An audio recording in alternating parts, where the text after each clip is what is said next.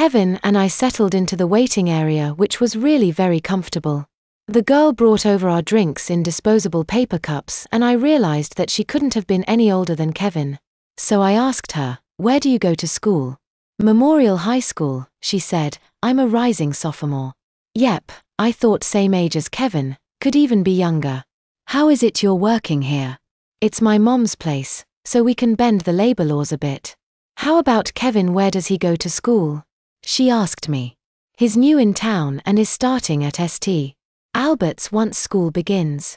"Wow, Kevin, I'll bet you're excited." Kevin looked at her and nodded. "Bit shy. That's okay. You are a real cutie. You're going to be fighting the girls off when you're older. If you were my age." She got cut off because the barber had just walked over and said, "Lara, is this my 11 o'clock appointment?" We all moved over the first snail and I helped Kevin in. The barber smiled at Kevin and said, "Hi, Kevin, I'm Dominic. You're not afraid, are you?" "No." "Good. What are we looking for in a haircut?" This last question was directed at me. I looked at Kevin. "You don't want a crew cut, do you?" Kevin looked at me and violently shook his head. "So," I said, "no crew cut." I pointed at a picture of a little boy with moderately short hair parted on the side. "How about that?" Kevin said, "Yes, please." I pointed it out to Dominic. "Great, I love doing the classic cuts. Everybody does these trendy things. It's like they want to make the little guys look like hipster mini-MEs. If I see one more toddler wearing a fedora, I'll puke," he laughed.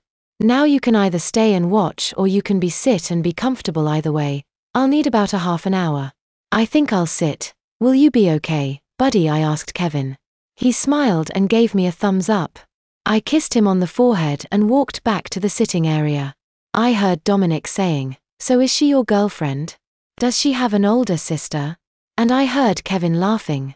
Good start, I thought. I wandered over to the girls section and was looking at the stuff in the boutique, thinking I should probably get some stuff for the nieces and nephews before we head to the Cape tomorrow. Everything was so pink. I picked up some really girly girl hair decorations and costume jewelry and went over to the register to pay. Lara was manning the register and asked me who these things for. I told her that Kevin and I were going up to Cape Cod and I wanted to bring some stuff for the little nieces and nephews. "Is Kevin your brother?" she asked. "Cousin," I said in reply. I thought there was a family resemblance. "He really is cute. You're very pretty too. I wish I had hair like yours." "Thanks," I said. "It's nice of you to say that. Say, do you want to get your nails done while you're waiting for Kevin?" Don't worry, we've got grown-up colors, too. I'll get Maria over to help you out if you're interested." "Sure, thanks," I said. So, about 20 minutes later I had one of the nicest nail jobs since my senior prom and Kevin was freshly shorn. I walked over to see him. He looked absolutely adorable and even younger than I was used to seeing him. "Wow, you look really handsome," I said as I picked him up out of the snail chair and lowered him into the wheelchair. Then to Dominic I said, "Great job." "Thanks." "Thanks, it was a pleasure. Your cousin is a very nice boy. He told me a lot about you. Good luck at Hopkins next year." I went over to the register to settle up and then rolled Kevin out of the shop. "You two had a nice little conversation," I said. "It was funny, he was really easy to talk to. Before we do anything else, could you take me to the bathroom?" I got Kevin to the family restroom and he had no trouble getting to the toilet and taking care of business. "This is promising," I said to him. "Yeah. I really want to do pull-ups tonight instead of diapers." Then he chuckled. "I don't think too many rising freshmen make statements like that." "Nope." I laughed.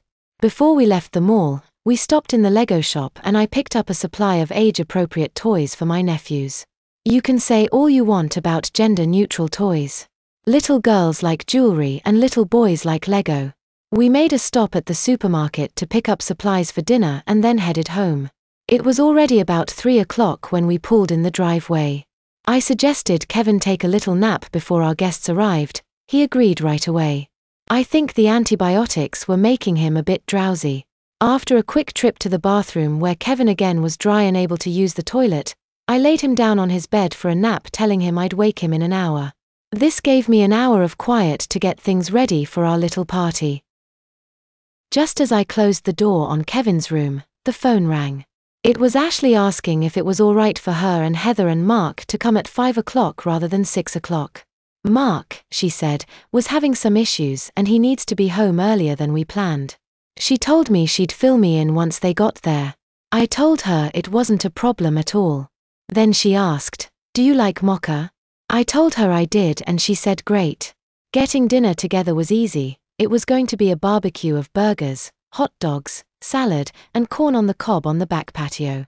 So, I began by putting away everything that I thought might be embarrassing for Kevin if Ashley, Heather, and Mark were to find them: bottles, pacifiers, bibs, sippy cups, but I left the Legos and the toy cars nearby, figuring it might be good for entertaining Mark. At 4:15, I went into Kevin's room to wake him. He was lying on top of his covers, curled into a ball with his thumb in his mouth. The thumb sucking gets me every time I see it. It is so adorable and seems so natural for him. I made a mental note to ask Terry about his thumb sucking the next time I talk to her. I leaned over and gave Kevin a little nudge on the shoulder. "Time to get up, buddy," I said. He said as his eyes fluttered open. Then he realized that he was sucking his thumb. He looked up at me. I could see he was beginning to blush. I winked at him and said, "Don't worry, I didn't see anything." He grimaced. "I don't normally do that, do I? Pretty much every time I've woken you up," I said. Now he was really blushing. "After what we've been through together, that's embarrassing you." I laughed. Now he chuckled. "That is kind of silly, I guess. Come on. Do you need the bathroom?" "Yes, please." I hoisted him on my hip and carried him to the bathroom. When I got his diaper off, it was completely dry. "This is good," I said. "You haven't leaked a drop all day. The infection must be passing. Do you want to try wearing a good night and boxers instead of a pamper while our guests are here?" I'd prefer just boxers, but that probably is taking too much of a chance. "So, yes, please," Kevin responded. "I think that's a good choice." "Be right back," I said, and walked up to Kevin's room and collected the needed supplies. Once Kevin was dressed, I gave him a once-over and told him, "You can't even tell that you've got the good night on. I really hope you're right. Oh, nearly forgot, the Dunns are coming over at 5 o'clock, not 6. "How come?" he asked. "I'm not sure. Ashley called and asked if it was okay. She said Mark was having issues and needed to be home earlier. I told her it wasn't a problem." "Fine." Kevin shrugged. "Actually, it's good because we can take a quick shot over to the mall after dinner now and see about getting you some of the clothes you need for the Cape. I was going to do it in the morning, but this will take some of the pressure off." "Sounds good to me," Kevin said. We took care of the last few things we needed for dinner. Actually, I took care of them and Kevin sat on one of the stools telling me where everything was. He definitely wanted to help more, but his immobility made that impossible. As I was chopping up some vegetables for the salad, I said, "So, tell me about Ashley and Heather." I glanced over at Kevin to see he was blushing. I smiled and said, "Well, they are just girls from church," he stammered. "Really?" I teased. "Is that all?" "Well, they are both really pretty. And Ashley is really sweet. Heather is nice too, but she's kind of silly. Ashley is going to be a senior at St. Albert's and Heather is a rising sophomore. I met Ashley when they had orientation for new students at St. Albert's. She was in charge of my group." "And Mark?" I asked. Kevin smiled. "He's their little brother. I didn't know they were related until I saw them all in church together. He's a really nice little guy." "How old is he?" I asked. "I think he's about 7, but he's kind of like me and really small for his age." "Does he go to St. Albert's, too?" "No, he's in special needs program at the public school. He was adopted by the Dunns when he was an infant. His mom drank a lot when she was expecting him and he has, I forget what it's called. Fetal alcohol syndrome?" I supplied. "Yeah, that's it. Mom said it's a mild form of it, but he's never really going to grow up." "He does gymnastics though?" I asked. "Yeah, well, kind of not really. Our coach took a bunch of us to his school for an exhibition. He liked it so much he begged his mom and dad to let him take lessons.